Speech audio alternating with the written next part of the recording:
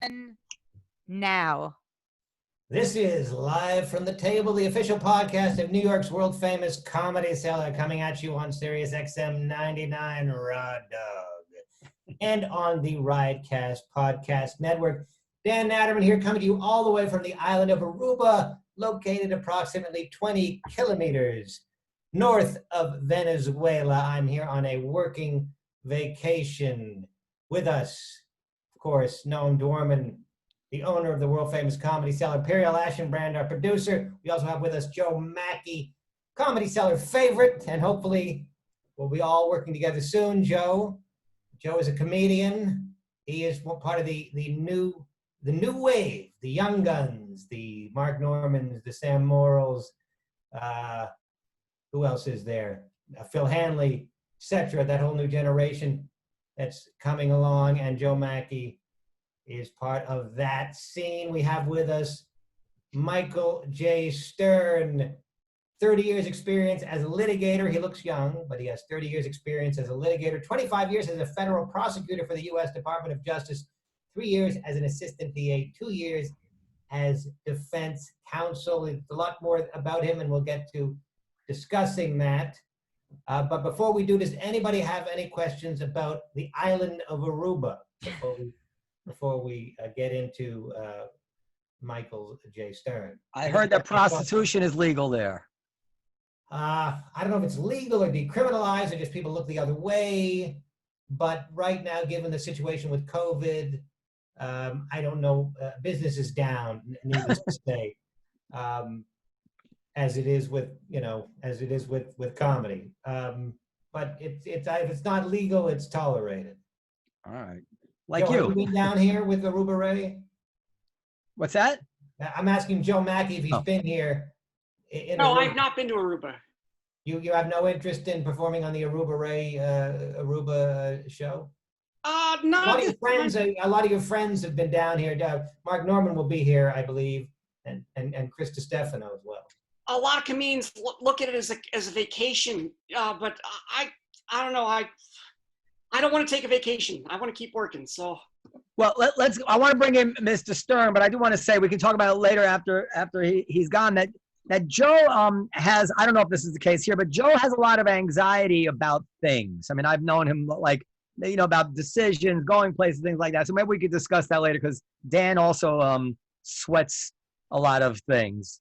So I don't know if that's the reason. I mean, look, it's a working vacation. You get to perform, but if you're not down with it, you're not down with it. I'm certainly not going to try to convince you. So, Noam, I know that Michael's somebody you've been looking forward to speaking with, so I'll let you take over. I cover the Aruba portion of the podcast, and you can. And just let me say, I've never prosecuted or defended a case in Aruba, so I've got nothing on that topic.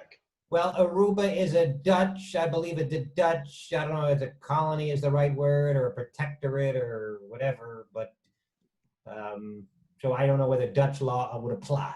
Actually, Mr. Stern, I wanted to talk to you about your Trump stuff as we bid adieu to Trump, but I am interested, I didn't realize you were a prosecutor. Had you ever had to prosecute people for laws that you really had, problems with, like, let's say, prosecuting prostitutes or, a law which you really didn't agree with at all, but you're forced to prosecute?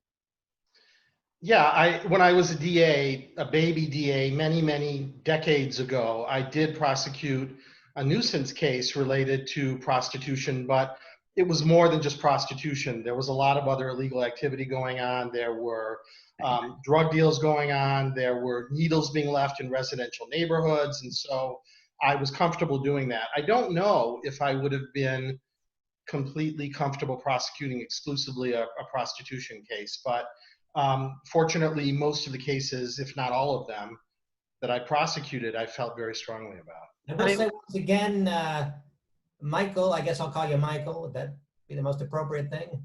Michael. I will say that for somebody that's been, that was a baby prosecutor many years ago, you certainly look like you're in good shape. You're, for whatever age you are.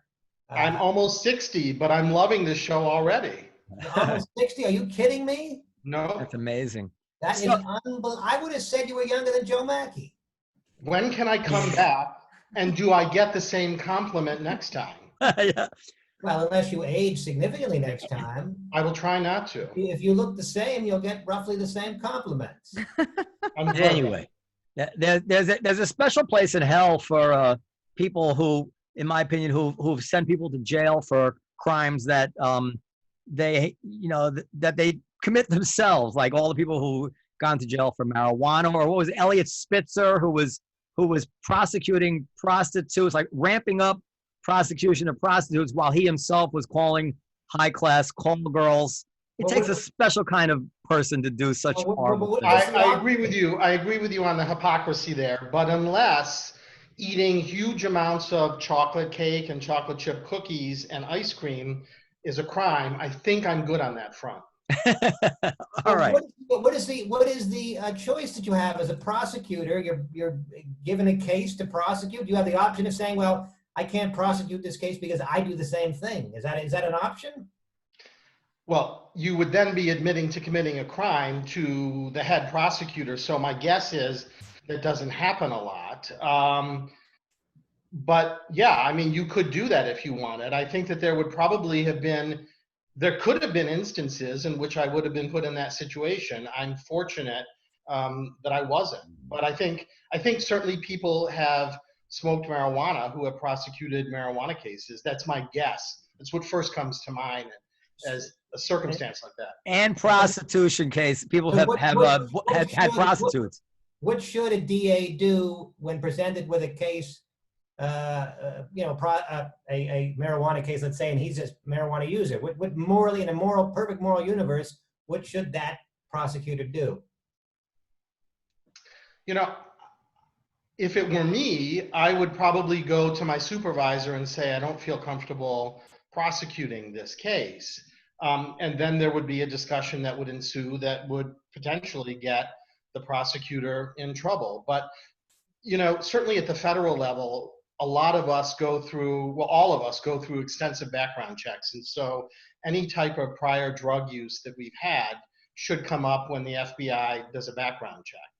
Certainly things came up in my FBI background check that I would preferred didn't come up that caused me some issues. Anything good? Well, I'm gay, and that came up. And, this was 1989 when I first joined the Department of Justice. And, I was young, very young. I had just come from a DA's office, and you get hired, and then there's a period of 3 or 4 or 5 or 6 months in which your background check is done. And 2 FBI agents walked into my office and shut the door, and I knew something was not good at that point. And they asked me if I led an alternative lifestyle. So I was sweating a little bit at that time. It's interesting because being gay, you must have a special sympathy for what we're talking about now, because how many people have turned out to have been gay themselves who were making life miserable, railing against homosexuality in churches and in government. I mean, just a disgusting history of that stuff, right? Yeah, look at Eric Schock, just came out as gay, and he was a very anti-gay congressman for a long time from Illinois. So what about J. Edgar Hoover? Yeah, exactly. So it happens a lot. And, that's one of the examples. If in fact, let's say there were some type of a law that prevented, gays from having sexual contact with one another, and I were asked to prosecute that type of a law, I wouldn't do it. I just wouldn't do it. Yeah. All right, let's talk about, so you wrote like a column in USA Today about Trump. And just, I can't speak for everybody, but just so you know, we're not a pro-Trump podcast. I think all of us, me, Dan, and Periel, are on record saying that we thought Biden was the best choice. However, I think Dan and I are much more Trump open than you and Periel are. Periel is the most left that any person can be. So which makes her, you almost don't have to ask what her opinion is, because it's you can't find anything which is not totally predictable about her opinions on things. So that's my take on Periel. But go ahead and ask her opinion. Well, what about Joe Machi? We didn't get to Joe Machi. I don't know, but I don't want to put Joe on the spot. He can chime in as he wants. But I want to go. No, was that a compliment? Were you just paying me a compliment? I couldn't tell. I just want to include Joe because we haven't thus far. We will. I don't want to say no. It's not a compliment. It's not necessarily a criticism. I mean, maybe you're right about every opinion that you have, and you know, I'm just saying that your opinions. I pretty much know. I don't ever have to call Periel and say, hey, what do you think about this? You know, I just kind of know. But anyway, so you wrote a column in USA Today. And you started it saying this is going to be a scorched earth column. And you made a lot of accusations about Trump. And let's just go through them for the hell of it. And I'll tell you where I disagree with you, and you can stand by it. Like I said, I'm not trying to convince you to think that Trump was a good president or was the person to vote for, because that's not my opinion. But I do think that the truth is not quite as obvious as some people make it out. So anyway, so I'll read a little bit. It said, after spending 4 years watching him spew unbridled bigotry. So let's talk about that, because that's always something I'm, in my heart of hearts, I'm actually unsure about. What's the best example of his unbridled bigotry, in your opinion? Well, I don't know what the best example is if you had to list them all, but there are a lot of them. He referred to Mexicans generally as rapists and murderers. He's gone to court on behalf of the government and directed the Department of Justice to argue that gay people should be able to be fired from their jobs simply because they're gay. He's referred he created a Muslim ban. I mean, don't get me started. Okay, so let's take them one at a time. Sure. So, and then everybody, so the Mexican one is actually one where I quite agree with you that it was offensive, and I felt it at the time. However, I also do think, and given what we heard since then, that he was speaking carelessly.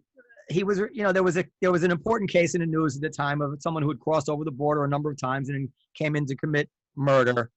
And this was but he wasn't talking about that case. He was talking more broadly. And this is sort of the excuse from a lot of people who create excuses for Trump, which is that his language is careless. And I don't believe that his language is careless. When it is important to him, he knows exactly what he's saying. Simply because we don't like what he's saying, we find it grotesque and offensive, doesn't mean he didn't intend to say it. And you know how we know that? We know that because he never changes his stance. He never apologizes or withdraws what he says. Well, so, for instance, as another example, when he said there are very fine people on both sides, he was given ample opportunity over and over and over again to prove that he wasn't being anti-Semitic and a bigot, and he chose not to. No. That one you're not correct about. He actually said in that very statement, I'm not talking about the white supremacists. I denounced them on category. I'll actually look it up while someone else talks. But the Mexican thing, I would say in your behalf that he had ample opportunity to say, listen, it came out badly, and I didn't mean it that way, and he didn't say that, and that, you know, you can't defend him on that. On the other hand, he never went back to that well again, and he did always. He never made that mistake again, and but that's not true. He made all sorts of similar mistakes. He created a whole ban on a category of human beings. No, let's not, John. I'm talking about the Mexican thing. Let's not. He never put it that way again. And the truth is, he never, ever, ever, ever, ever apologizes for anything. Well, that must mean that you know, he doesn't think that what he's doing is wrong. People who believe what they're doing wrong have a tendency to apologize, and he doesn't do that. So this is but we know this is a character flaw. Hold on, but it is a character flaw for sure. But we do know that this is kind of the Roy Cohn philosophy that he was taught. He won't. What I'm saying is that in so many cases where it would be in his interest to apologize, which wouldn't mean he was admitting to being a bigot or anything like that, he simply doesn't apologize. But anyway, okay, so I'm going to give you the Mexican one. The next one you said was what? I mentioned that he directed the Department of Justice to go to the Supreme Court and argue that gay people shouldn't be able to be fired because they're gay. So that's not actually accurate. It is. Well, he was arguing, correct me if I'm wrong, they were arguing that the act, was it the Civil Rights Act of 64? I don't know which one it was, didn't cover homosexuality. Right. Yeah. Right. And that's that's certainly a credible legal argument. I mean, obviously, for anybody who believes in, textualism or whatever it is, they would have to say, no, this isn't what. Doesn't mean that it doesn't mean they want gay people to be fired. It means wasn't that credible an argument given that a Supreme Court that he stacked ruled against him? Well, but Gorsuch, a conservative. Well, I have to be honest with you, I'm happy the case came out the way it did, but I don't think Gorsuch's argument made sense. You're saying the Supreme Court, the conservative Supreme Court that went against the conservative Trump administration was senseless. Okay. Yeah, yes, that's what I'm saying. Yeah. Just like Roe versus Wade. I think Roe versus Wade was senseless, and I agree that, and I'm pro-choice. I mean, the law says you can't discriminate on the basis of sex, and then Gorsuch basically says, I'm trying to remember that sexual preference is sex. Well, we're not supposed to say sexual preference anymore. Sexual preference is very different than sexual orientation. Or sexual orientation is sex. But obviously, that's not what they meant when they passed the law, because they could have said that in the law. Nobody, if I fire someone because they're gay, God forbid, I'm not firing them because of they're a male or a female. I'm firing them because I disapprove of their behavior. But the argument that prevailed, that the conservative Gorsuch accepted, was that sex includes different permutations of sex, and this whole notion. Okay, well, let me stop you there. Hold on. Let me just so we can move past it. There are, for instance, Andrew Sullivan, who's gay, and nobody's more credible on the issue of gay rights than Andrew Sullivan. Well, that's not true. Well, he's basically the father of gay marriage. He also tweeted out that he thought Gorsuch's opinion was a stretch. I don't think you could call it unbridled bigotry to say that anybody who thinks that Gorsuch was wrong, therefore, I mean, so call me. You see, this is why I like your column, because I'm like, well, I don't think Gorsuch's opinion was right. So am I an unbridled bigot? No. All right. But I never said that. I never said that anyone who didn't believe that Gorsuch was correct was an unbridled bigot. I said that Trump was an unbridled bigot, and I've given you multiple examples. We're still trying to parse the second one of them, though.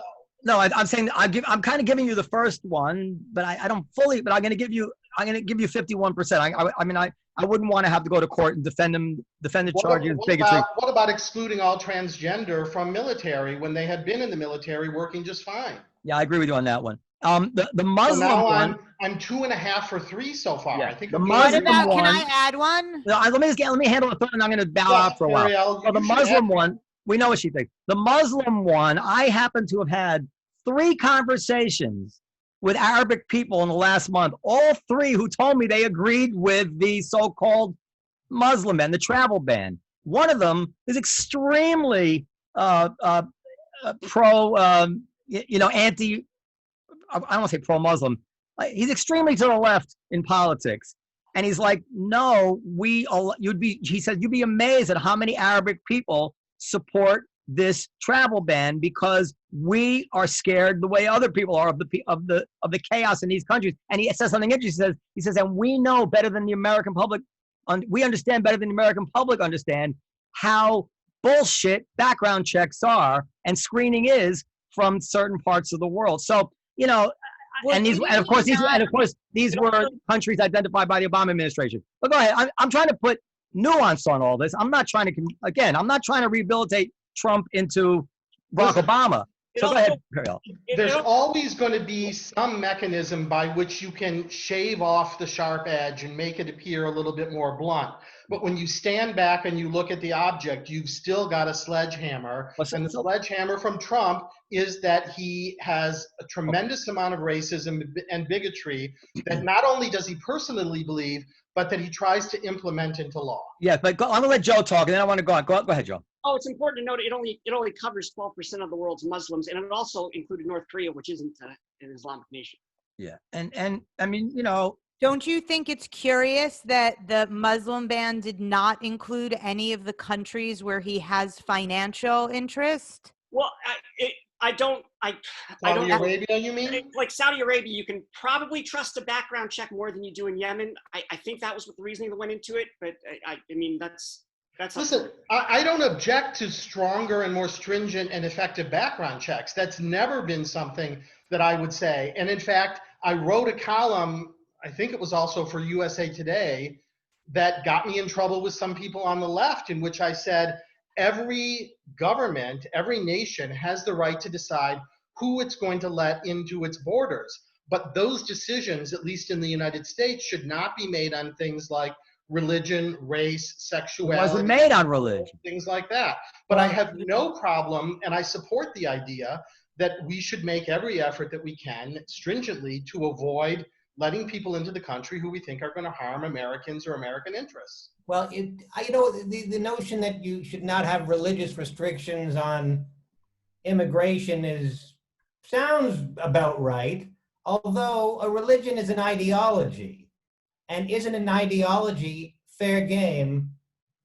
For example, if I decided that my religion I have a religion and God has commanded me that gay people are evil and that they should be physically assaulted in the streets. Sort of like the Christian religion that has women being stoned to death for certain offenses that are perfectly acceptable now, sort of like that. Okay, fair enough. Say, but I assume that most Christians no longer believe that. But and I assume that most Muslims no longer or don't, and I don't know enough about Islam and Muslims to know specifically that they're not coming to the United States to blow up the country and kill Americans. I'm just saying, as a general proposition, I'm just saying, I'm just saying, as a general proposition, the notion that religion should not be under any circumstances a criterion, I think is misguided, in that Nazis could have said, our religion dictates that we have these beliefs, theoretically. And God has come, Hitler, I guess, was an atheist, but suppose the Nazis said, actually, God is telling us, the Norse god Woden is telling us, and by the way, some white supremacists do. Okay. So let me say this. If there is an overlap between one's religion and a clear and convincing idea that the purpose of coming into the United States is to cause harm to Americans or American interests, sure, yes, then that overlap could be considered. But that's not what happened here, and it's not plausible to believe that Muslims as a whole come into the United States. Every Muslim who comes into the United States comes in with a religious belief that they're going to hold on, Mr. Sir, hold on. Let's just, for the record, Trump didn't ban all Muslims. The law was not based on Islam. The law was based on countries that were identified by the Obama administration as being unreliable in terms of being able to screen out terrorists. So Trump referred to it as the Muslim ban, and his administration did too.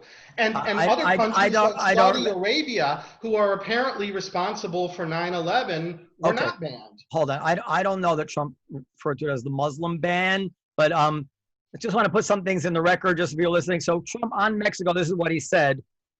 When Mexico sends its people, they're not sending their best. They're sending people who have problems. They're bringing those problems with us. They're bringing drugs. They're bringing crime. They're rapists. They are rapists, and some, I assume, are good people. So, it's.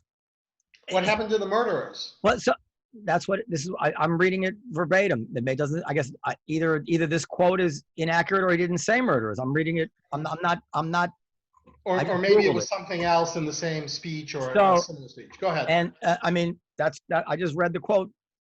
I thought I had won number one. I thought I had won this one. We're not backtracking. Well, I know because when you see the things we say unbridled bigotry, I'm like, well, there's something to what he's saying there. So maybe it's bridled bigotry. We'll call it bridled. So that's what he said. And then also in 2016, he then said, sometimes in the heat of speaking on a multitude of issues, you don't choose your right words, you say the wrong thing, Trump told a crowd in North Carolina. I have done that, and I regret it, particularly where it may have caused personal pain. So, to be fair, he did say what I just said. So, Well, wait. I didn't know it, actually. I didn't know it. Was he I referring didn't, hold back on. to that issue? I didn't know he said that until I just Googled now. Of course, you know, the press didn't make much of the fact that he said such a thing, but he did say it. We have to be fair. Well, did he refer back to that issue, or did he just make sort of an out of context, sometime I say stupid things? He said he referred to, no, you're right. Well, he said exactly what I said. He referred to issues where he caused personal pain, but there, you know, there's not that many of them. I'm surprised. And then he went on for another 3.5 years to cause a lot more personal pain. Okay, but see this. So let me go forward, because this is where we were just leading up to the thing. So then you say this stuff and you say blatant corruption. I don't know what you mean. I don't want. We're running out of time. So, but then he says, I can go into that if you want.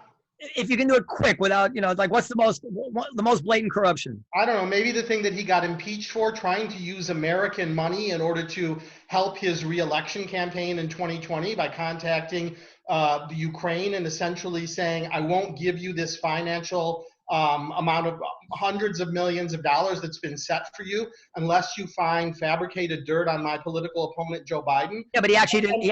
And he was impeached for that. So I'm guessing that you were not going to contest that. Well, I will, because he actually didn't do it, and wait. He did. Trump didn't do it. The money was actually never held up. But more importantly than that, if you read but wait a second. Hold on. Let me say, and then you can say. If you read the transcript, he says, I want you to work with the Attorney General. But what's interesting is that now that, I can't believe I'm saying this, but it's just the truth. Now that all this stuff came out about Hunter Biden, I don't think he would have been impeached. Now, I mean, certainly now there was enough smoke that Trump would have the right to say.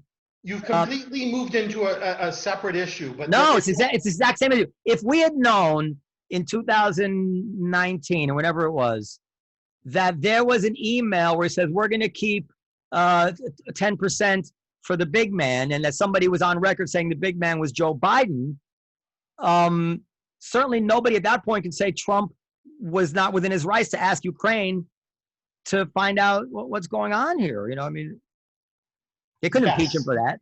Yeah. I take a different position on that. Right, but I take the position that Trump holding up American funds in order to get dirt on a political opponent to help his reelection campaign is a violation of both law and the duty that he has. No violation of law. I'm going to give you, it's not a violation of law. They never accused him of violation of law. You don't do that. You don't get accused for a violation of law necessarily in an impeachment proceeding, because you don't have to have a violation of law. No. The Department of Justice is what prosecutes. Mr. Stern, you're wrong there. No, you are incorrect there, because I'll tell you why you're incorrect. It says high crimes and misdemeanors. They went for abuse of power, which is something which many people don't even agree that that's an impeachable issue. There's a debate among constitutional scholars about that. What there is no debate about is that you can get impeached for a crime. And many people were saying this was bribery. Congressmen were saying that Schumer said it's bribery. Pelosi said it's bribery. And then when it came down to the articles of impeachment, they did not accuse him of any law breaking. And there was only one plausible reason they didn't accuse him of breaking the law, is because they felt they couldn't defend it, because certainly it would make their case stronger. That is simply not true, because look at Michael Cohen pled guilty to an indictment in the Southern District of New York in relation to fraud. Donald Trump is listed essentially as a co-conspirator, as individual number one. That's a case that I could prove as a federal prosecutor multiple times over with one eye closed and both hands tied behind my back. Stormy Daniels? But the political... Wait, you're talking about Stormy Daniels? You're talking about Stormy Daniels? Yes, but the political decision... That is absurd. The decision was made that wouldn't be charged as part of the articles of impeachment, but it's still a crime. No, I'm sorry. First of all, do you know that they dropped that case, the Stormy Daniels case, which I don't know if it was the state or the federal, they dropped it. What are you talking about? Michael Cohen pled guilty to it. No, they decided not to charge Trump with it. I'll bring it up in a second. Trump couldn't be charged with it because the Office of Legal Counsel says that you can't charge sitting presidents. That's why Trump wasn't charged with it. No, you can't charge him, but you can impeach them for it. That's what impeachment is. If you have crimes on a president, if you have crimes on a president, you can't charge him with it. You're right. You can impeach him for them. Yes, he could have been, but the decision. But they chose not to. They chose not to accuse him of any That crimes. doesn't mean that he didn't commit the crime. Well, then why would they not charge him for them? Why would they not try to impeach him for it? Because they made a political assessment that it was going to be easier and more expedient to prove a limited number of pieces of crimes and evidence against Trump, rather than presenting the endless panoply of illegal or unethical things that he's done. Okay, so here it is. Here is from the New York Times. Have an impeachment proceeding that was 1 month rather than 6. They made that decision. I just have to respectfully disagree. This is the New York Times. I can show you the. No. Hold on. This is important. Just so you know, because he mentioned Stormy Daniels' hush money lawsuit is dismissed by judge. A federal judge Thursday dismissed the lawsuit brought against President Trump and his former lawyers. The suit. I mean, I'm not going to read the whole case. There was not enough evidence of a crime because essentially, I can tell you why. Who brought that lawsuit? Was that a crime that was charged? Was that the civil lawsuit you're referring to? The legal. Let me see. Was that the civil lawsuit you're referring to? I'm trying to find it. I'll find it in a second. I don't know. So Daniels lawsuit, because that's civil and it's a completely different issue. I will find it in a. No, are we rediscussing the question of whether an impeachment needs to have a crime attached to it? No, I'm not. I'm saying that if they had a crime, listen. This is what's ridiculous about the Stormy Daniels. It doesn't need a crime. Hold on. I didn't say it needed a crime. I said that it's. I thought you did. No, what I said was that the vanilla impeachment is a crime. Abuse of power is something that is nobody debates that you can be impeached for a crime. People do debate that you can be impeached for abuse of power. But he was. Right. But if you have him dead to rights on bribery, there is no reason in the world you would not impeach him for it and say simple. Sure there is. Do you want me to explain to you that reason? No, I want to go on. I want to say this, that the Stormy Daniels case, if I understand, I mean, you had a former chair of the FEC saying it was a ridiculous case because the following. The logic of that charge meant that Trump was supposed to take campaign funds and pay Stormy Daniels. In other words, a little old lady gives money to the Trump campaign, and then Trump writes a letter to pay off his mistress. No. That's not the only reason. Now wait. So now, of course, that would then people would say, well, that sounds like a crime. You took campaign funds, and all of a sudden they would say you used it for personal money. But more importantly, all right, this is just. We're not going to settle this. He was paying someone to influence the campaign. That was the crux of it. Yeah, but more importantly, Michael Cohen pled guilty to it. That is a charge that still stood. Right, but Michael Cohen was trying to keep his ass out of jail. But more importantly, when they asked Michael Cohen, and he paid off many mistresses in the past, and when they asked Michael Cohen, what did Trump ask you to do? Trump said, take care of it. So did you tell Trump there was a legal way to do it and an illegal? No, he said just take care of it. Anyway, but here's the thing. Just before we leave this topic, you understand that in the indictment that Cohen pled guilty to in federal court, Trump is individual number one, the co-conspirator. People are innocent of proven guilty. I don't whether Cohen tried to imply that Trump was. I mean, this is. Yes. You're right, but that's not evidence of a crime. Because somebody names somebody as a if Michael Cohen names the jury that named him as the co-conspirator, not Michael Cohen. Dude, if I'm trying to keep my ass out of jail for a crime and I say that Dan Naturman was in on it with me, that is not evidence that Dan Naturman committed a crime. But you understand that it's the grand jury that approved that indictment, and the grand jury didn't indict Trump. The grand jury indicted Michael Cohen. That's right. And included a co-conspirator, individual number one, who is Donald Trump. Listen, like I said, there's a former, anybody can Google it, there's a former FEC commissioner who says this is not a crime. Jonathan Edwards was acquitted of a similar thing. Who says what is not a crime?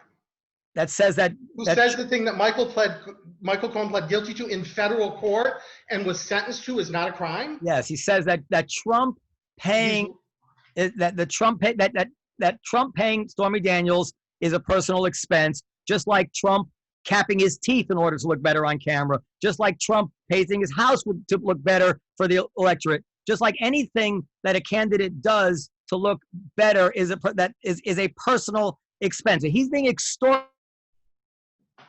Someone had better go to Michael Cohen's judge then and tell him he sent someone to prison. When you have a consensual relationship with somebody, and then you're running for office, and that person comes and says, listen, I'm going to tell the world about this consensual relationship we had unless you pay me $1 million.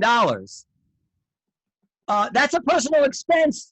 I'm thinking that you need to get a hold of the judge that sent Michael Cohen to prison and let him know he sent an innocent man to prison. Listen, you're putting the whole presumption of innocence on its head here.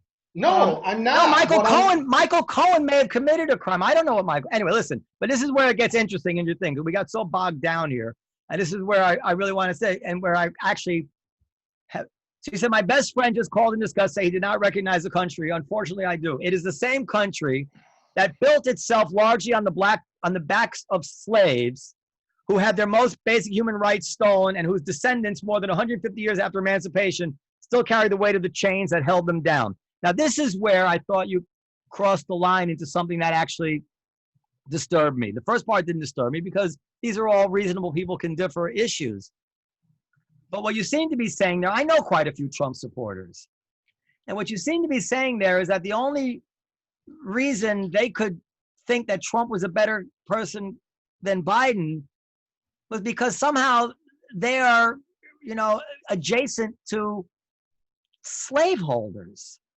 What? And well, he said, how could Trump get so many, get so many votes? Because this is the same country that built itself on the backs of slaves. Well, I said three things among many, and one of them was that. And do you want me to explain what I meant by that? Yes. What I meant by that is, and the other two things as well, which have nothing to do with slavery, my friend called and said, I cannot believe that people are watching these horrible things that they've watched Trump for 4 years with the list of horrors that he's done, and now they're still voting for him. I just don't recognize this country. And my response is, but I do recognize this country. This country, as well as having a lot of wonderful qualities and things that we should be admired for, and things that I do admire in this country, has a host of things that this country has accepted in the past that has been bad. One of those bad things is slavery. Another one of those things is anti-gay bias. And what was the third one that I mentioned? Oh, the screaming at Mexicans to go back to their own country, even though they're here legitimately. Those are the three things that I mentioned of many that are indicative of a country that can do very bad things, and we need to accept that and try and change it. So you're not drawing any connection between people who support Trump now and slavery? No. What do you think motivates the average Trump voter to vote for Trump? The average Trump voter, I believe, is, and I said this in another part of my article, I think that bigotry is part of what motivated and what does motivate Trump voters to vote for Trump. So if you're asking me that question, the answer is yes. Bigotry against? Bigotry against people who don't look like them. Bigotry against blacks, bigotry against Mexicans, bigotry against gay people. I think that's a large component of what people were galvanized to in Donald Trump. I think he allowed them to express their bigotry. I think he allowed them to come out from the shadows because it has not been acceptable in civilized society for the last certain number of years. And he allowed them to march in the streets screaming, Jews will not replace us, and not be wildly condemned and thought to be crazy. I think that's what he allowed, and I think that's in large part what people were drawn to, because he's the one candidate that has allowed them to express this without complete and utter condemnation. Joe, well, this is obviously probably not what you expected to discuss necessarily, but do you have any thoughts about that? I don't think it's fair to take a small group of Democrats that behave poorly and extrapolate that into all Democrats. And I think the same is true for Republicans or Trump supporters or whatever. There's a lot of people who voted for Trump because, in a sense, there's a war between globalism and populism in this country. And, I grew up in Pennsylvania. I saw a factory where they had to train their replacement, and they shipped the factory to China. And at the same time, politicians like Joe Biden were saying, this is good for us. So there's a million reasons why people vote how they vote. There's a big tent of Trump supporters. I know that that's a weird saying to some You're people. right, Joe. I mean, there's there's Texas border towns, which are predominantly Mexican, that went for Trump. And let me say this, Joe, you're right in the sense that it isn't fair to say that every person who voted for Trump is a flaming racist. I completely agree with that. But broadly, I think that this is what Trump allowed. And you can either be an active racist with these beliefs or someone who tolerates these beliefs. I think that a lot of people who might not treat Black people or gay people or Mexican people poorly are willing to tolerate that in Trump. And I find that to be unacceptable and the wrong thing to do. And you simply can't deny that because everyone knows what Trump is. At least in 2016, people could fool themselves into saying he will probably be very different when he's president. At the end of 4 years, we knew the exact measure of moral rot that existed to Trump's core, and 74,000 people or so, 74 million people or so voted for him nonetheless. That's what I was talking about in my article. So let's just, again, let me say it. So, listen, there's something to what you're saying. I don't mean to pretend that I think what you're saying is ridiculous. It's just a matter of finding the right ratio of it, because after all, so many Latino votes also turn towards Trump. So gay votes did too. There are, there are gay people who are part of the log cabin Republican. So let me just say, because I like to put it all on the record. So in the thing where Trump said, good people on both sides, which I'm not defending that, but the truth is he also said in that same speech, and it's not fair, and this is where people on your side disturb me, because I think the ultimate good faith in an argument is to steel man, as they say, the other side, which is to never leave out the best defense of the side that you're trying to criticize. Almost you need to, I think in a moral universe, you would start with what I'm about to say if you want to still make the case against Trump. And I almost never hear anybody who wants to make the case against him just say, to be fair, that he also said the following: I'm not talking about the neo-Nazis and the white nationalists, because they should be condemned totally. But you had many people in that other group other than neo-Nazis and white nationalists, okay? So this is what bothers me about the whole thing against Trump. It's like, there are millions, if not hundreds of millions of people who know that Trump said this thing about good people on both sides, who have absolutely no idea. In 2 paragraphs later, he said what I just said. And that speaks to a press with an agenda rather than a press that seeks to bring out the facts, and that's really a bad thing. Let me ask you. Let Joe in. Go ahead, Joe. Or the kids in cages, which started under the Obama administration due to a court decision about you couldn't separate the kid. It wasn't under the Trump administration. It started. They held the photographs until they were from the Obama administration. That's why during the debate, Trump said, "Who built the cages, Joe?" Okay, can I ask you, was the statement that you just read from the same speech, or was it? Yeah, I'll send it to you as I go. I'm reading a PolitiFact in context. Donald Trump's very fine people on both sides remarked transcript, and it's got and that's there. You didn't even know. You should. No. I knew that there was a backtracking at some point, but I thought it was at a different time when he tried to clarify it. I thought that there were three statements. There was the crazy statement that he made. Then I thought there was this backtracking, and then he undid the backtracking, if I remember correctly. Well, you're, I mean, can you're right. You're right that there was something after where he kind of said some dumb things again.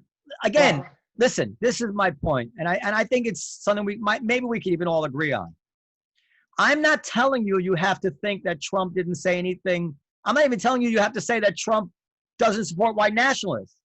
What I'm telling you is that when you want to, you can be a prosecutor and just bring out the facts which are good for your side, or you can be kind of like the way I would want to, teach my kids to think, which is put everything out there on the table, the stuff that's good for my side, and then say, now make up your mind. He said this, but he also said, this, and very, very, very few people, for Trump especially, ever put everything out there on the table. And let me say something. I'm going to make a concession. So listen very closely, because it happens very rarely. You are right in the sense that I agree with you.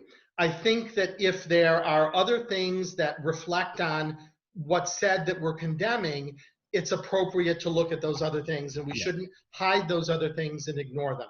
I absolutely give you that. What I appreciate it. And you're correct, because it's not fair. And there have been times when I've done that in articles. Someone wrote an article for The Root, which is an African-American paper. Pete Buttigieg is a lying motherfucker. And, I'm sorry. Don't be. We like you more now. Go ahead. Anyway, that was Pete Buttigieg is a lying MF. And so he took pieces of things and didn't include the other components to the puzzle, where if you pulled away, you would see that these other components that were important affected what was said originally. And I wrote an entire article about that, because I absolutely agree with you. I think that you're right about that. Now, let me explain to you, when you're writing an op-ed column, it's not like writing a legal brief. So if I were writing a legal brief, I probably would drop a footnote saying, Trump said this god-awful, horrible thing, but later he said something that also, was not god-awful and affected it.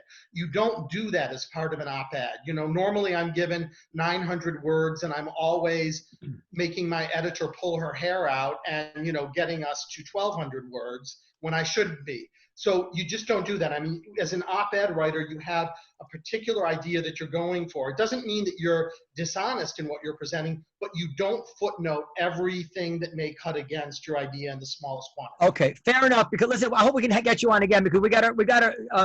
I want to bring up one thing, and then we gotta let you go so we can have our other conversation. But and after we go, I'm going to send you just the links to the things that I've referred to, including the FEC chair about Stormy Daniels. But let's just talk about COVID.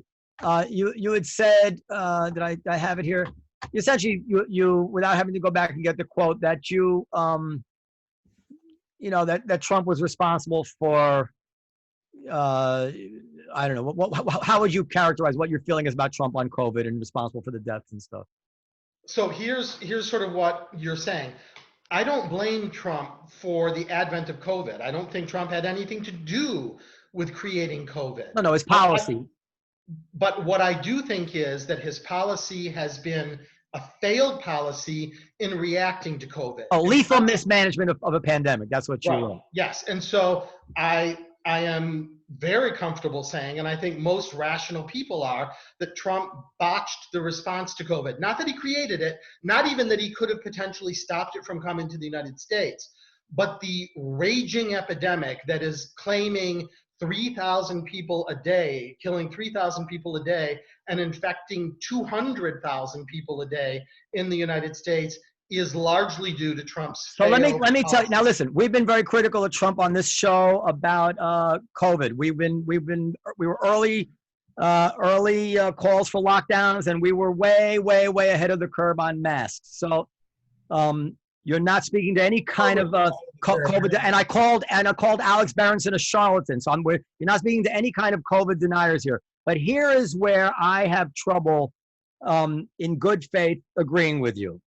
And I'll bring it up, and then you tell me where I'm wrong. Essentially, I'm going to give you two just two little portions of an argument. You can tell me where I'm wrong. This is the curve, I'm showing it here, of cumulative deaths attributed to COVID-19 in Europe. You got to pull it back. Okay, I'm sorry. I'm rushing so much. I sound incoherent. Okay. Yeah, This it looks like an abstract painting to me, but Okay. go ahead. Cumulative Now deaths. can you see it? Cumulative deaths attributed to COVID-19 in the European Union, United States, France, and England. This is per capita. And if we look here, we see that England is here, high. France is basically is a touch higher than the United States, but basically the same as the United States. And the European Union, which benefits from having Germany, is lower. So the first thing that comes to mind is that, well, the absence of Trump, and Italy is even higher too. I didn't put Italy on it. The absence of Trump did not help England and France, and the European Union is basically, you know, neck and neck with America in the last few months, and Italy is higher and Brussels is higher. So The obviously, European Union looks way lower than the United yeah, States. but they've been going up and down per capita with us. But Europe, as I said, the European Union benefits from having Germany, which is, I think, the most populous country. In Germany, you know, the Germans are you know, next to the Asians, they're very good at disciplined response. But then you add Australia, New Zealand, all sorts. they're not part of the. countries They're not yet. No, there have been other countries that are good, but England, countries that are comparable to us, but quite left wing: France and England and Italy and Brussels. But let me bring the other thing Yeah, in. well, look at Boris Johnson, though. Look who's running England. It's Boris Johnson. Hold on, and then the other thing. The UK Trump. Hold on, I said I had two things, and another thing. This is also from the New York Times. In the New York metro area alone, 21,800 people had died by May 3rd. Fewer than 4,300 would have died by then if control measures had been put into place. All models are only estimates, impossible to know for certain what the exact number of people would have died, says Lauren Myers of University of Texas at Austin. But it makes a compelling case that even slightly earlier action in New York could have been game-changing. Quote, this implies that if interventions had occurred 2 weeks earlier, many COVID-19 death cases would have prevented by early May, not just in New York City, but throughout the United States, meaning that 30, 40,000 of those deaths are being attributed here in the New York Times to New York and New Jersey, and particularly New York. So then you take those earlier stats and now lower the American deaths by 30 or 40,000. And then you do have us neck and neck with the European Union. Then you have us way out in front of France, way out in front of Germany. So you begin to say, well, then if Trump had done a good job, what would we be like? Japan? Or, you know, and then you say, well, that's just not plausible, is it, to think that the United States could have had a reaction on par with these isolated countries like Australia or something? I mean, you know what is plausible? What's plausible is that the leader of the United States could have said, everyone needs to wear masks. Yes. And I'm going to wear one too, as an example. All of the people who voted for me, I am asking you to protect yourselves. Protect the people you love. Protect the people in your family. Protect strangers. Wear masks, please. Hold on. And Because he didn't. He did just the opposite. Hold on. I totally agree with you about that. As a matter of fact, he did worse than that in one aspect. He while Michigan was being locked down, he was tweeting out "Free Michigan." Liberate Michigan. But my question is, and I ask myself my heart of hearts, like, okay, I agree with all that. But if I look at the stats and look at the world and look at what's happening in other countries, does it really add up to the lethal management of a pandemic? And also, if we are going to talk about the lethal management of a pandemic, what's going on that the people who are so angry with Trump give Mario Cuomo a total pass? Where you have the New York Times talking about tens of thousands, 20, 30, 40,000 deaths, and it becomes pretty clear we don't care about what Cuomo did, because this is more about Trump than it is the lethal management of the pandemic. And I am to the right of everybody, or to the left of everybody, on handling COVID. I'm pro lockdown. I'm pro masks. I take it very, very seriously. As I said, I'm not on the side of people who are who are trying to make light of the epidemic. But I do find that the case that there's a but-for causation, that if only Trump had said wear masks, we'd be in a really different situation now. I don't think there's data. Yeah, but you know what show you're that. doing? You're teasing out one of many strands of the thread, Yeah. and you're saying if Trump had, nothing would change if Trump had said wear Very masks. little. Something would change, not much. Okay, so I don't believe that very little would have changed if the president of the United States had told his cultist followers how important it is to wear masks early on. I don't think that very little would have changed. Except all the deaths were in states that didn't have his cultist followers. But it all the is deaths more were in than New that. York. It is a whole series of things. There are many arms to the octopus. Masks are one of them. The idea of supporting individual governors and mayors who know that it's necessary to lock down and refusing to do that is another one. Pushing hydroxychloroquine, an unproven and ultimately determined to be detrimental medication, is another one. Failing to secure more vaccine in the summer when Pfizer said to Trump and his administration, would you like to secure more vaccine? And saying, nope, not us. Well, that wasn't Trump who did that, but you're right. That was a failure. That is the Trump administration. He's responsible for his own administration. Okay, but look what you're doing here. Suggesting people inject themselves with bleach. There is a whole He didn't suggest, listen. Okay, There's now a whole listen. panoply of things that he failed on. Michael, he didn't suggest people inject themselves with bleach. He looked over at Dr. Birx and said, isn't there some type of a disinfectant that could be injected that would knock this thing out? She looked at him like, what the hell are you talking about? He did He that. kept continuing. Yeah, that's what he said. Isn't there some way? Although it turned out there What's was the some implication? Yeah, he asked, isn't there some way we could use this inside? Although the truth is, it was just a story in the news. I sent it around like 3 weeks ago where they actually have a new drug which they're injecting a disinfectant in the lungs, which works. But besides, listen, Is it bleach? No, it's not bleach, but it's no. Actually, you know what? I actually did some studies on this. There actually is a study where they aerated bleach in order to kill germs inside lungs at some point, but leaving this out. Did they kill the lung too? And the person? No. I'll send you. But listen, what Trump said was ridiculous. But I'm just trying to be fair.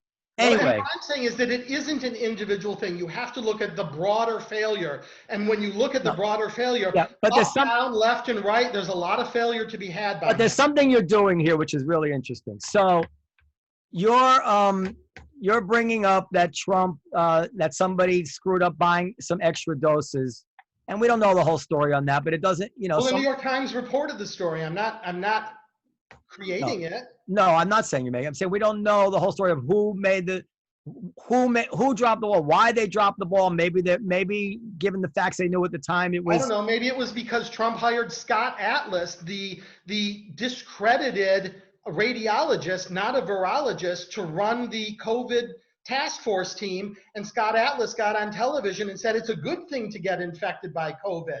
Then we'll get herd immunity. It's great. Everyone should get themselves infected with COVID. Sir, we want to stay tethered to what we know. Maybe it was that. We know this. No, he's on TV saying it. We don't know why they didn't buy those doses or whose mistake it was. We don't know that, but obviously something went wrong. But things do go wrong. But here's the thing. But this is where you lose credibility for me. And it's not because you bring that up, because there's articles here about how Operation Warp Speed is credited by everybody in the know with being responsible for putting us way, way, way ahead of where we would be otherwise. So, and again, Breitbart?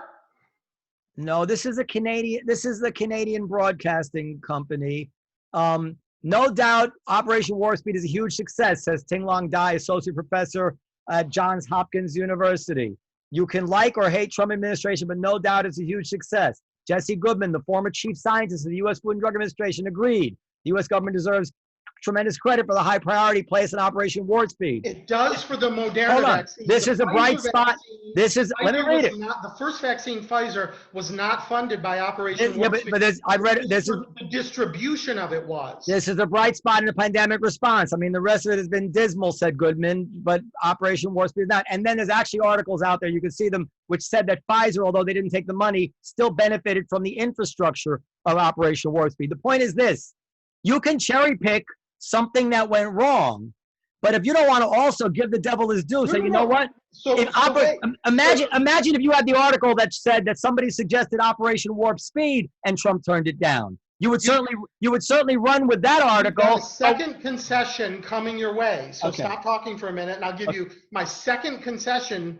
The second concession is there are aspects to Operation Warp Speed that have been very helpful. You are absolutely correct on that. One of them is that Operation Warp Speed was funding part of the Moderna vaccine. It did not fund the research in the Pfizer vaccine, which is the first vaccine that's going to get released.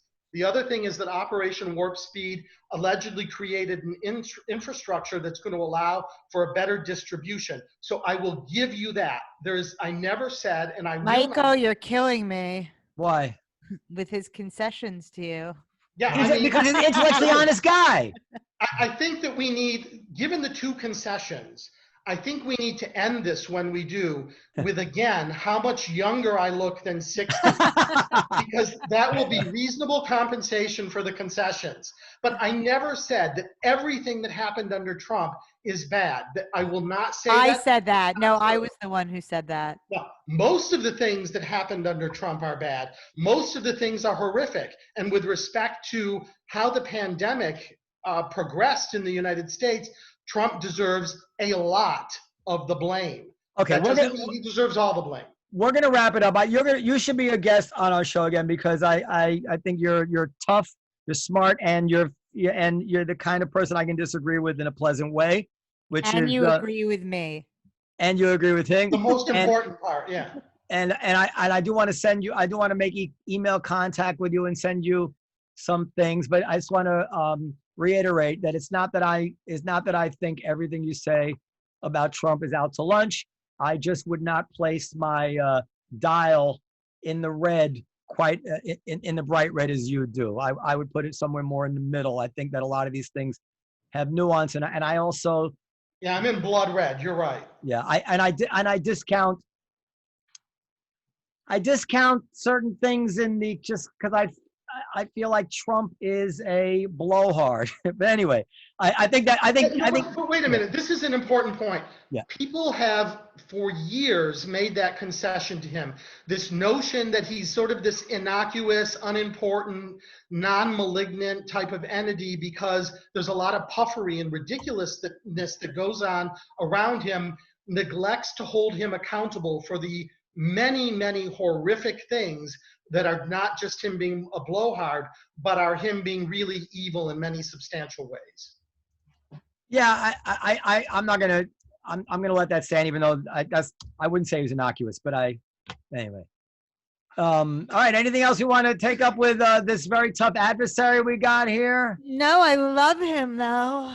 I'll just reiterate that he does not look that like he's nearing 60. It was all worth it. That alone made it all worth it.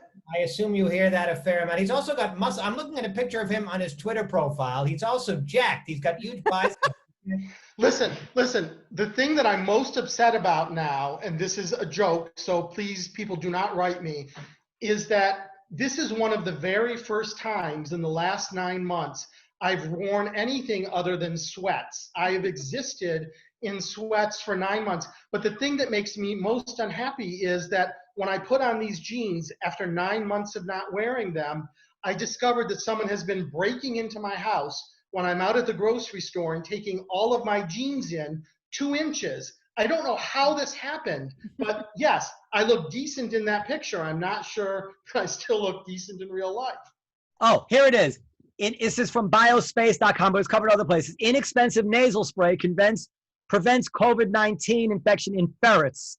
I didn't even know ferrets were getting. In ferrets, really? Well, that's how studies start, Periel. Well, then listen, clearly that justifies Trump saying inject human beings with bleach. I understand now. Got No, it. he didn't say, but he never said. But it says anyway, intranasal. There's a spray, and the pathogen uses the spike protein to it attaches inside the lungs, fusing to the cell wall in order to prevent COVID. My point is that when Trump was dumbly and recklessly speculating out loud, is there any way we could use that inside the lungs? It was a layman's. It was an idiotic thing for a president to say. But We at the can time, stop there. So we just we stop all it. agree. yeah. But the thing is, the idiotic part of that. no, because a president shouldn't speculate. But what bothered me about that moment, I remember saying at the time, well, if someone had said that to me, like in conversation, listen, do you think there's any way they could? Bleach seems to kill COVID. Is there any way they could use that inside the lungs? I wouldn't say, what are you, some kind of fucking idiot? I'd be like, I don't know. Maybe I don't know. Maybe if you dilute it, you could breathe it in. I don't know. I'm not a scientist, but I wouldn't speculate out loud. I don't dispute that bleach would kill COVID. I mean, we know that, Yeah. but it also kills human tissue and cells. Yeah. That's So the does problem. So does chemotherapy. And that's the problem with chemotherapy. But there's a very tight balance that's created to kill the cancer and not the human cells. And for the president of the United States to sit on television and look over at Dr. Birx and say, what do you think about the idea of injecting bleach? He didn't say injecting bleach. He said, what did he say exactly? He I said, don't remember. the implication was injecting bleach. Did anyone come away with anything other than the idea is the guy is contemplating injecting bleach? No. Maybe I shouldn't get hung up on the word injecting. I would have. He was trying to say, was there some way to use bleach in the lungs? I don't know if he meant an injection. Listen, I have to interject here because I promised Joe that we would not be going on about Trump for. Okay, we got to go. Oh, I didn't know he promised him that. Okay, let's go. And it's my fault, Joe. I'm sorry. No. I didn't know he promised him that. What the fuck? Why didn't you tell me? I have a show at 8:30. Okay, Michael, we're gonna let you go. I'm gonna email you. We'll speak again, I hope. Thank you, Are Michael. you located in New York? No. LA is where I have a house and most of my stuff, but I travel around a lot now. Well, when you come to New York and once we have the vaccine, I hope we can meet in person. You come down to the Comedy Cellar. I would love to. Okay, all right, take it easy. I'll email you. Thank you, Michael. Take care. Okay, eject him, Periel, quick. Bye. It's nice to meet you. Bye. Okay, Joe, I'm sorry I didn't know Joe didn't want to talk about Trump. Why would you bring Joe on a show where the guy wrote a column about Trump and tell him we're not going to talk about Trump?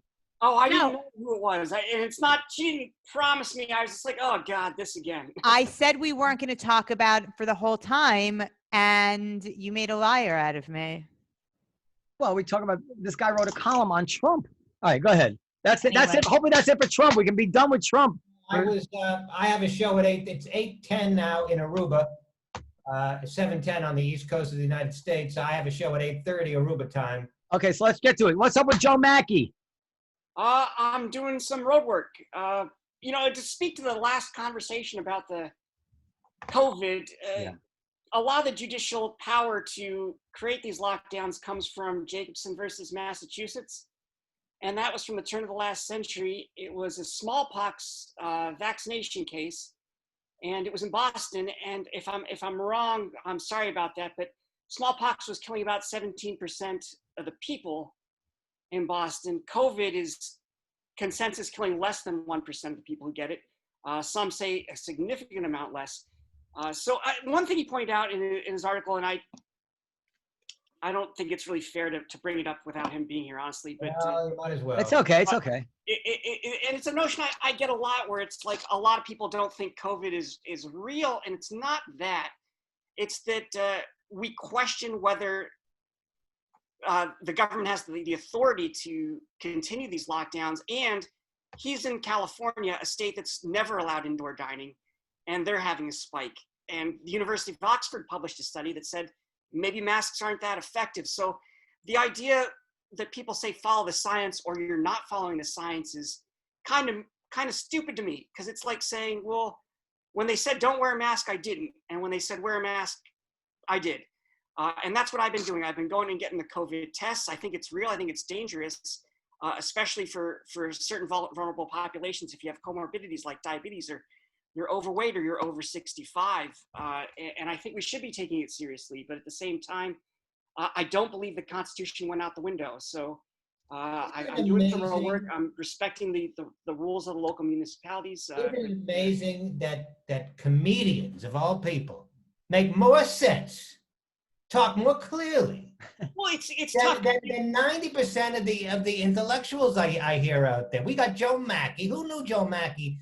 What he was saying about Trump supporters, you could say, well, do Biden supporters not care about slavery in China?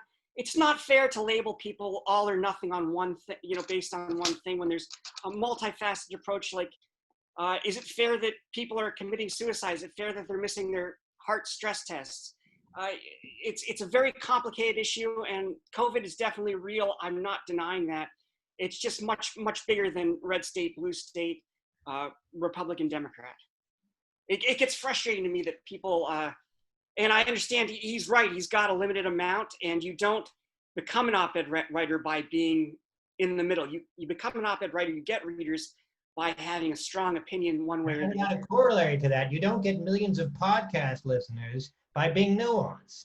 That's probably a good point, but I do think there's a market for that. I do think there's a market for fair-minded. I appreciate that Noam is willing to debate people, but also give a little. And I thought that the same as Mr. Stern. I felt like he was pretty fair-minded. I'm telling you that these are some of the best discussions you're going to find in podcasting. And I don't know how many people are listening to this because they're all listening to Joe Rogan. But what the hell is he saying that's so goddamn interesting that he gets 10 million listeners and we get a paltry however many we get? Hey, don't hate on how many listeners we get. Anyway, I'm preaching to the converted because whoever's listening is listening. Oh, can I make one more point?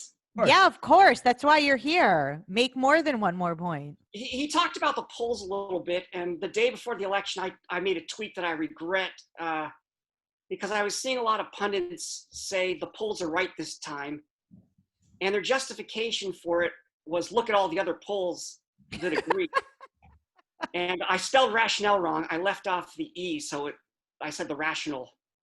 But the point is, no one was doing their due diligence. If you bothered to look at the crosstabs of the polls, you would learn two things. But one, polls have to make unscientific assertions. For instance, what percentage of independents are going to go which way? And they have to weight it. And a lot of times the weighting doesn't make any sense. They'll weight a poll D9 in an R1 state. It just, and that's how you get Wisconsin coming up 17%. And they'll say, oh, shy Trump voter. And it's like, maybe it is, but maybe the methodology of the polls were flawed. And there's conspiracy theories around that. I don't believe that. I think it's just a lot of, it's hard to do, especially without landlines anymore. And it polls take a lot of unscientific assertions. Exactly. Those Trump supporters look fine in the rallies. Other than satisfying curiosity, mm-hmm. and the fact that we have freedom to inquire and to investigate, are polls beneficial to society? What is the point of a poll except to put seeds into people's minds and like, well, he's going to win anyway, so fuck it, I'm not voting, or to get people to, I mean, is there a benefit to society benefit from having polls? I mean, weren't the polls saying that Hillary Clinton, sorry. I'm not saying you should outlaw polls. We have the freedom to poll. It's freedom, but I don't know that they do any good for society. I just don't understand how it's possible that they're so consistently inaccurate, and like we still look at them. Like, weren't they saying like Hillary Clinton was going to win by a landslide? We heard the same thing about Joe Biden, the blue wave. He like barely fucking eked by. I think that they have value, but then you shouldn't take them as scripture. I also think they're not complete bollocks, just like a weather report, but they have validity, but they're not perfect. It's an easy story too. And right now you're at a time where a lot of people aren't doing their due diligence. Like there was a story, Joe Biden polls negative ads when Trump was diagnosed with COVID. It wasn't true. They just read the press release and took it as true. And I'm sure there's a million opportunities. That one came to mind, but you can find about the Trump administration where people didn't do due diligence. But like you have all these experts that are wrong a lot. And What I want to know is, who did Joe vote crisis and people don't trust institutions anymore. And institutions haven't been giving them a lot of good reasons to trust for? them. Anybody, can we take a quick poll here? Who thinks Joe voted for Trump? Raise your hand. No, don't do that, Dan. First of all, I don't know why you insist on doing something like that, because you No, he can always deny it if he did, and he doesn't want to admit it. of course he can deny, but why even listen? It's a Because it's fascinating to me. yes, but it's also reckless to Do not condemn Trump voters. You know, I spent the last got hour the question. explaining why. What's that? As Joe? a comedian, you shouldn't want to poison the well. You should want to go out there not knowing what someone's going to say or what they're going to think, because honestly, that's evolving over time. And just like when Noam said Periel thinks one way, it's like, why poison the well? Let Periel say what she thinks, and if you agree, great. If not, but like, use it on a case-by-case basis. I don't know. I think that people are nuts right now, and anybody in show business who wants anybody to even suspect that they might have voted for Trump has got a death wish. You can't unless you want to be Nick DiPaolo and cater to a particular audience. Cancel culture is real, right? Now, that can get you. Dan, It can get you canceled for disagreeing that cancel culture is real. So I would say it's pretty real. Joe Machi, first of all, I apologize to Joe Machi if he was upset by what I said. Joe Machi is so pure of heart that even if it came out that he voted for Trump, the only effect that would have is to make Trump voters look better. That's how pure of heart he is. It would be like Brian Hamilton saying he voted for Trump. People would be like, oh, right.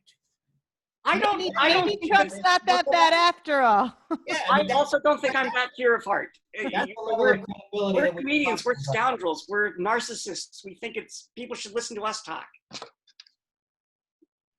Well, I mean, we do have that, but the point is that the level of credibility that you bring to the table with your rationality and your decency is very, very high. I appreciate that, but I thought your guest tonight was pretty rational as well, and credit Well, where credit is due. I don't know about that. I think Noam, I hate to say it, I think Noam embarrassed the guy. I mean, no, absolutely not. I don't think people would think that at all. I didn't get that impression. I thought he handled I had to pick a winner in tonight's bout. Well, that might be because you tend to agree with me. Periel probably thinks I got my clock clean, but that's not the point. The point is that I actually think that it's really, and I wanted to say this to Joe earlier, so I'm happy to have the opportunity to say it now.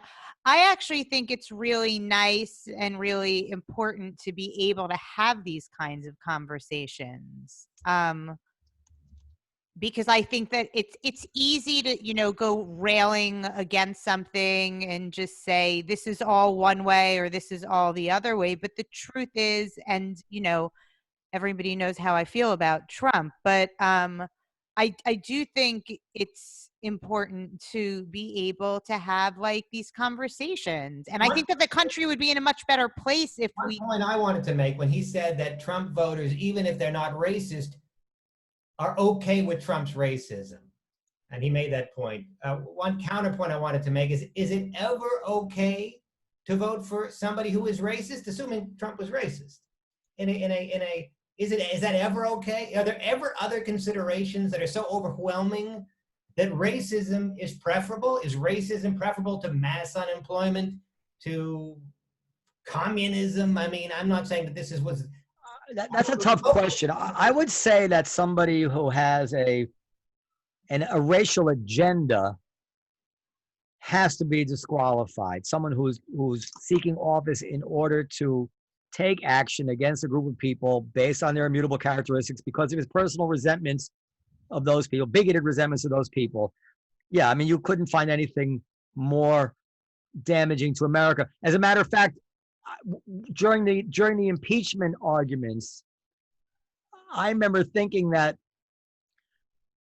if it came out, because there's been this rumor that Trump actually used the N-word, even though that's maybe not impeachable according to the Constitution, I would think that would be a more impeachable offense than trying to research, Hunter Biden. Because how can a president use the N-word? You can't be the president anymore, But having said that, reasonable people can differ significantly about whether Trump can be considered to be what I just described. I don't think he can be fairly described that way. And look, a lot of black people became new Trump voters. Maybe not a lot, but a significant number of black people became new Trump voters. So they don't see it that way, And, Well, a lot do, though. I mean, to be fair, Trump doesn't have. I mean, would someone who fits the description of what I just said have been the president to pass that law to reform criminal justice system that was being advocated by Kanye West and Kim Kardashian? Essentially to help black people, who have been the victims of mass incarceration. That's just not what that's just not what a guy with an agenda against black people does, right? So it's just not that simple. I think there are lots of different ways to be racist, Noam. Yeah, but you know what? Barack Obama was cozying up with Reverend Wright.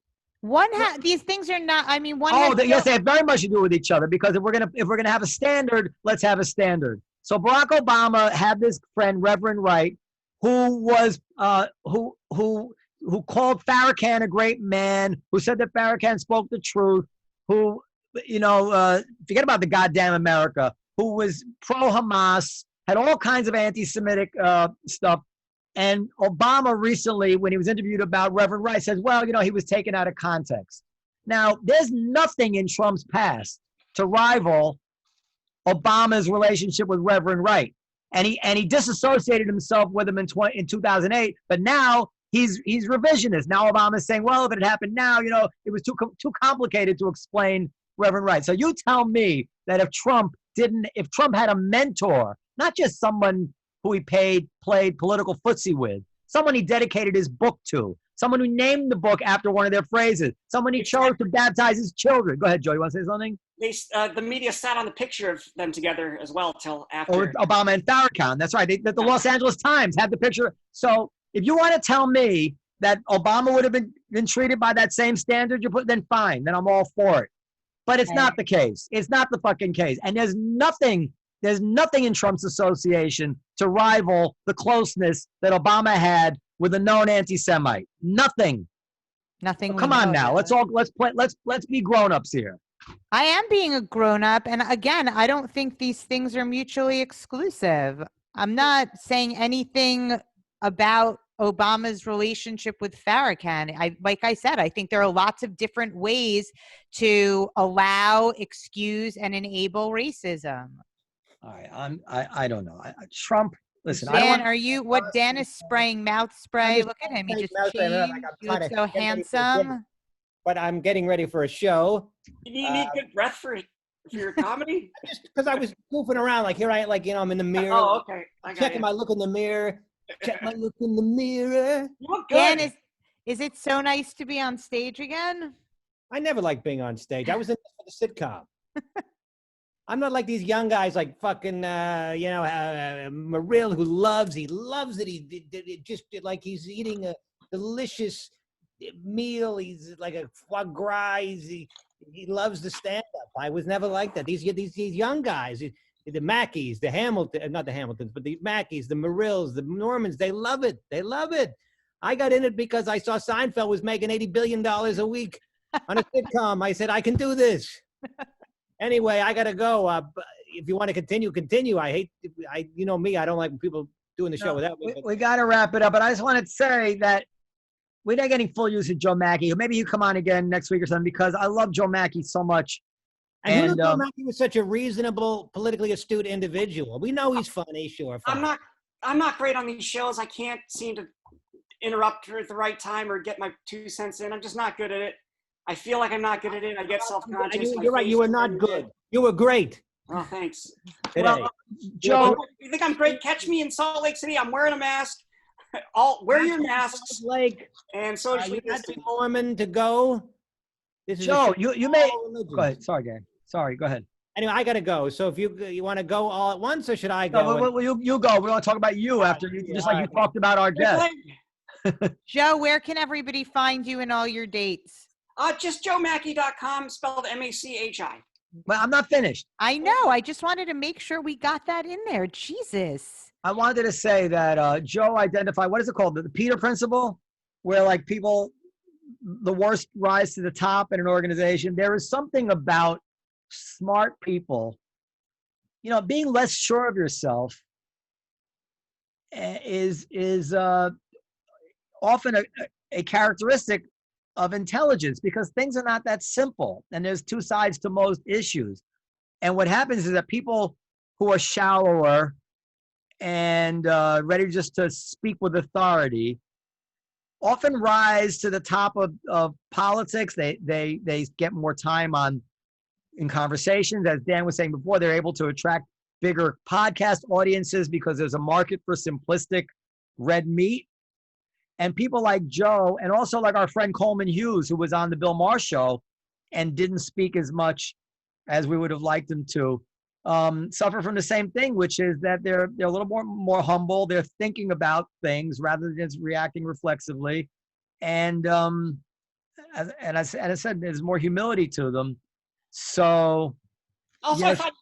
I appreciate that. I thought you and I believe it's Michael Stern were having a great debate, and sometimes it's better to just let people talk. I don't know, but yeah, but I would have appreciated more Joe Machi. And Dan is a fuck.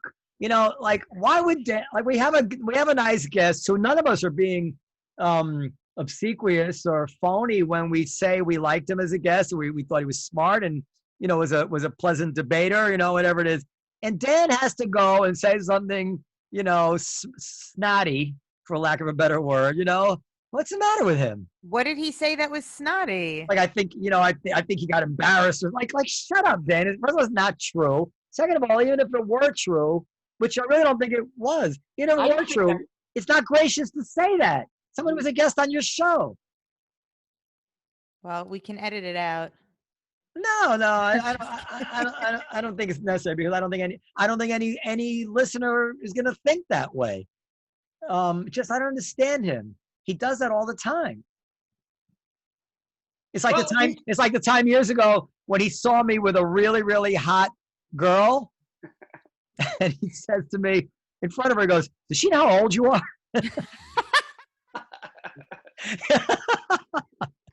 He said that right in front of her. Like, what the fuck is with you, Dan? Well, isn't that part of his charm? Yes, it is. You're right. That is part of his charm. But it's an issue. I mean, that movie, You Bet Your, was it, You Bet Your, no. This is, You Bet Your Life, what, the Albert Brooks movie, where everybody's trying to get into heaven. Defending Your Life. You guys haven't seen that movie? I haven't seen it. Oh, you should watch it, Joe. You would love it. And they, in the movie, like, you have to make the case as to why you should be allowed into heaven. And it's a courtroom situation. And on the video, on the TV monitor, they bring up classic moments from your childhood that turn out to be pivotal in why you've become the person that you've become. And it's just great. But like, I would just love to see, there's got to be some moments in Dan Naturman's past that shaped him, You just love to see that. Like, it turns out in Harry Potter that Snape was bullied as a child. Do you know this? Do you follow Harry Potter? Yeah. Oh boy, this is bad. Culture illiteracy. I have an 8-year-old. This is why I know this stuff, not from illiteracy. Anyway, and Periel's busy reading, Philip Roth. So okay, are we finished here? Periel almost banged Philip Roth, by the way. I mean, that's taking a lot of liberty. She was on the bed naked, and he decided to leave. Something like that. All right, Joe, I don't know. There's a lot of COVID going around comedians, Joe. Yeah, I've heard that. Even comedians I know that have been very careful have come down with it. I don't want to say their names, but I get tested every week. I wear my mask, and I mean, this is awful. This is awful just for everybody. I hope everyone can get through this. I hope all your families are safe. I had wanted to bring up this stat. I actually had it up on the thing, but I didn't bring it up. But it is worth, I mean, it's so stunning. It really is worth reminding everybody that out of, what is this on this graphic I have here, 261,000 deaths. Is that the right current number of COVID deaths? Something like that. It's probably around there. Yeah. Out of 261,000 COVID deaths, under 1 year of age, 29. Under 54, 13,000. If you go from 13,000 to 0, there's approximately 13, 17, 18. It looks like it's under 20,000 deaths from 54 down. Over 80, 82,000. Over 75, between 75 and 84, 70,000. It is so weighted towards the very old. It does make you wonder whether or not there wasn't a better way to protect the high-risk population rather than to shut down the entire country. Yeah, Monday morning quarterbacking. I think all these politicians did their best, and I agree that Trump didn't look good. I agree that Cuomo didn't look good. I think they did their best.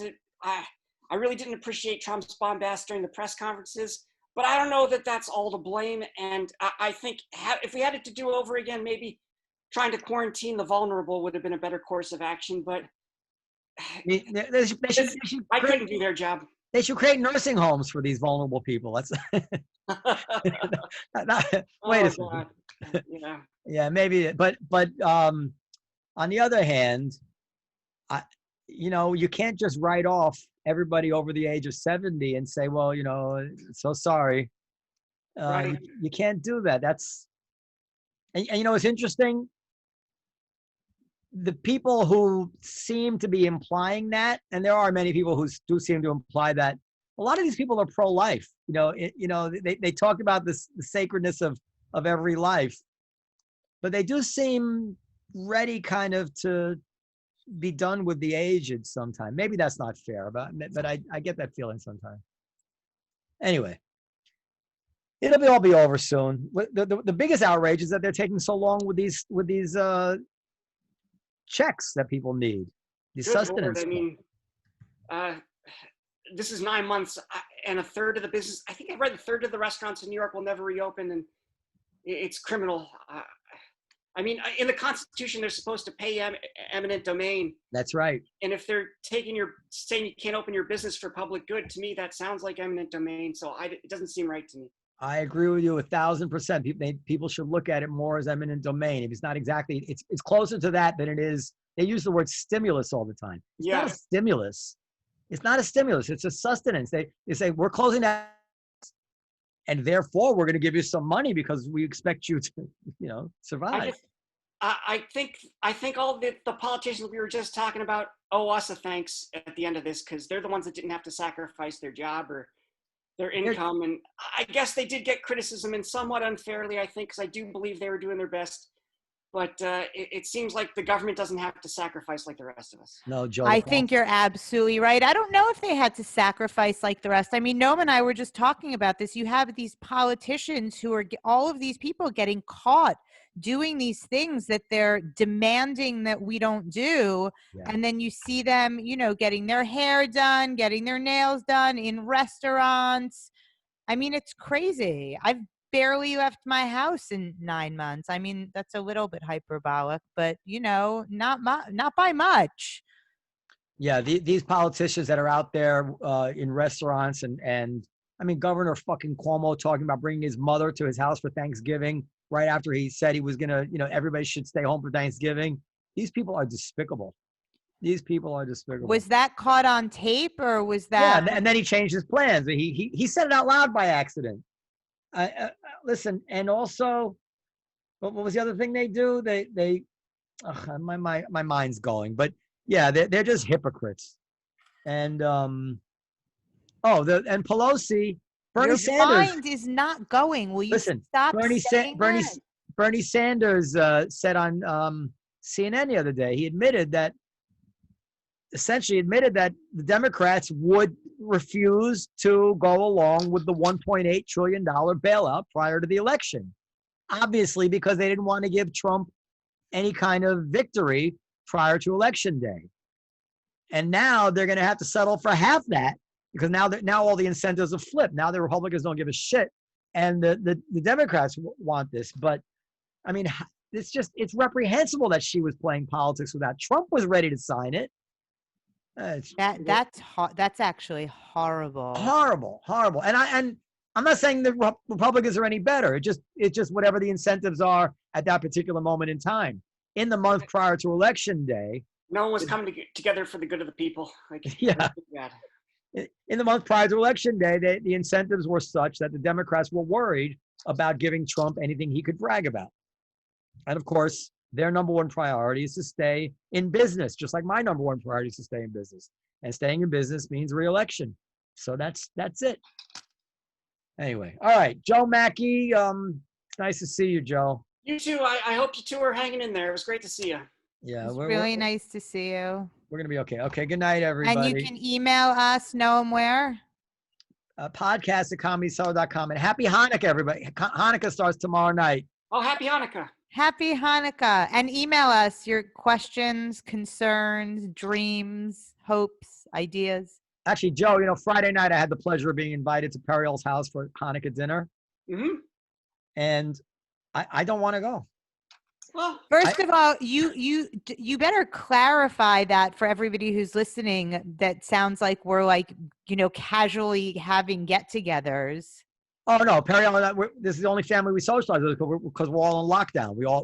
There's two households that are in lockdown. But the thing is, and it's nothing to do with Periel and her husband and family because they couldn't be more wonderful. I just found that I don't want to leave the house anymore. He's becoming agoraphobic. Yeah. Yeah. I don't like cashmere either. Anyway. What do you mean? All you wear is cashmere. Isn't Agora? Agora. Oh, funny. You always make fun of a joke you didn't pick up on. All right. But anyway, it's something to talk about also because really I don't want to leave the house. Anyway, we got to go. Take care. Bye everyone. Bye. At Live from the Table on Instagram. Happy Hanukkah.